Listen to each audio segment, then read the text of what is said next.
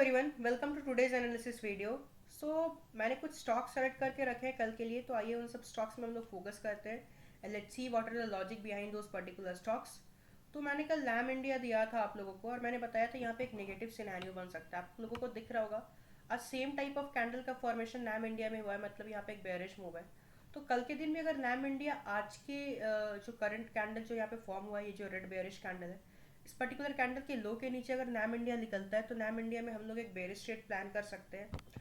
Another stock is Divis Lab. In Divis Lab, if I would like to tell you then what was happening here, this particular stock was trading in a tight range, and when it was trading in a tight range after a strong down move, strong down move, this particular stock took a retracement, right?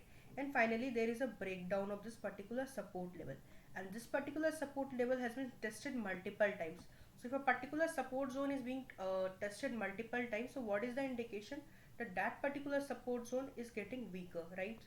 So if the low of this particular red candle is being breached tomorrow, we can plan to take a shorting trade on Divis Lab. जो हमारा तीसरा stock है वो conquer है। Conquer भी शायद मैंने आपको कल के दिन दिया था आई गेस। तो इस पर्टिकुलर स्टॉक में क्या हुआ, यहाँ पे डाउन डाउन मूव आया है, राइट? और ये पर्टिकुलर स्टॉक अपने एक सपोर्ट जोन के आसपास ट्रेड कर रहा है। और फाइनली आज यहाँ पे एक पिनबार कैंडल का क्लोजिंग हुआ है, और ये क्लोजिंग कहाँ पे है वो ज़्यादा इंपॉर्टेंट है। यहाँ से दिख रहा होगा इस पर्टिकुलर रेड कैंडल के हाई से यहाँ पे एक सेलिंग प्रेशर आया है, राइट?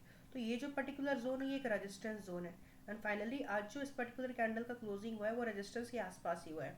तो कॉनकर अगर अपने आज के करंट डे के हाई के ऊपर निकलता है तो हम लोग कॉनकर में भी एक बुलिश ट्रेड प्लान कर सकते हैं। Another stock is Marico. In Marico, what is happening? This particular stock is trading in a support zone. This is a particular support zone. Why this is a particular support zone? Because we are seeing an accumulation here, right? This was an accumulation zone, and from the same accumulation zone, we are seeing a breakout, right?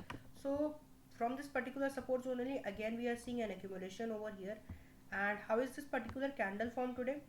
After a bullish closing yesterday, I mean to say on Friday, we are seeing a formation of an inside candle, right? So if the high of this particular inside candle is being breached tomorrow, we can plan to take buying trades on Marico as well. जो हमारा पांचवा stock है वो Apollo tyre है। Apollo tyre में हो क्या रहा है, अपोलो टायर भी ऑलमोस्ट एक सपोर्ट जोन के आसपास ट्रेड कर रहा है, और एक सपोर्ट जोन भी नहीं है। अगर मैं आपको फिबोनाची अगर यहाँ पे ड्रॉ करके दिखाऊँ तो ये एक गोल्डन जोन के आसपास ट्रेड कर रहा होगा आई गेस। तो let me draw a Fibonacci over here. तो this is the Fibonacci retracement, I am plotting a Fibonacci here, right? तो जो फिबोनाची होता है ना उसमें दो गोल्डन लेवल होते हैं, राइट? बेसिकली तीन होते हैं। तो one is 0.382 and another is 0.5। तो यहाँ पे 0.5 के आसपास ही क्या हो रहा है, जो फिबोनाची रिट्रेसमेंट है यहाँ पे स्टॉक एक्यूमुलेट कर रहा है, और एक्यूमुलेट करने के बाद क्या हो रहा है, यहाँ पे एक आज एक बुलिश क्लोजिंग हम लोगों को देखने को मिला है अपोलो टायर में। सो कल के दिन अगर अपोलो टायर आज के करंट कैंडल के हाई के ऊपर निकलता है तो अपोलो टायर में भी हम लोग एक बुलिश ट्रेड प्लान कर सकते हैं।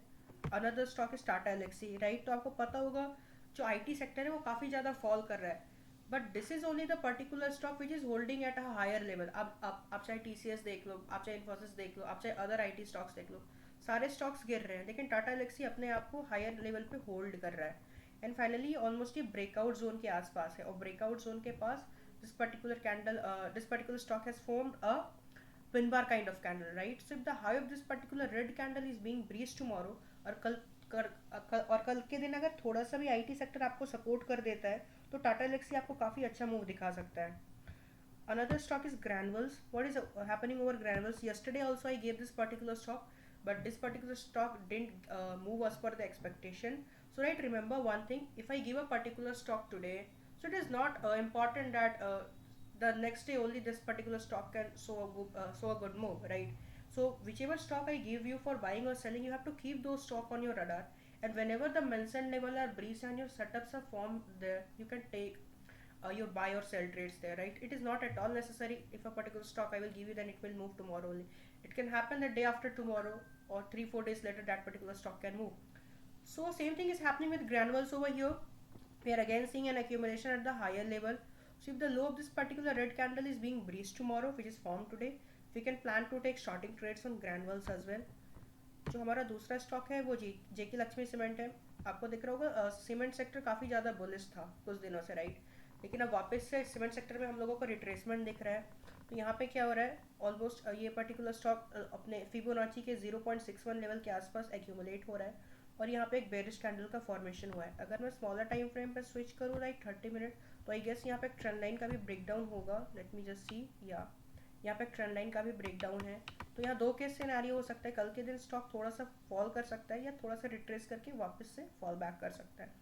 तो कल के दिन अगर जेके लक्ष्मी सीमेंट अपने करंट डे के लो के नीचे निकले, तो आप इस पर्टिकुलर स्टॉक में शॉर्टिंग ट्रेड प्लान कर सकते हो। रिमेंबर वन थिंग, जब भी मैं आपको शॉर्ट करने या लॉन्ग जाने बोलता, तो if you are having a valid setup for your entry तो ही आप एंटर करना, ऐसे नहीं।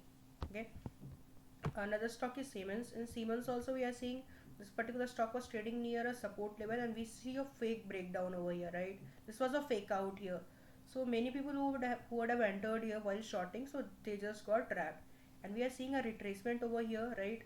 So this is the first impulsive move, and again this is a retracement, and there is a good bullish closing today in Siemens. So if Siemens breaches the high of this particular green candle tomorrow, so we can plan to take a bullish trade also Siemens as well. Another stock is Zeal. Zeal में आपको दिख रहा होगा कि ये particular stock almost ये support zone के आसपास ट्रेड कर रहा था। फाइनली सपोर्ट जोन का ब्रेकडाउन आ गया, राइट। ब्रेकडाउन के बाद क्या हुआ, ये स्टॉक थोड़ा सा रिट्रेस करा और फाइनली अपने